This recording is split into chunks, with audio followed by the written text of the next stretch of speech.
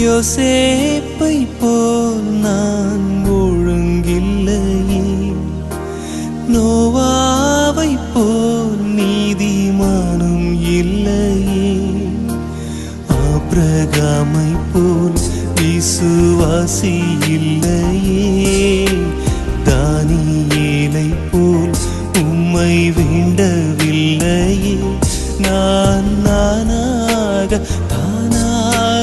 வந்திருக்கிறேன்.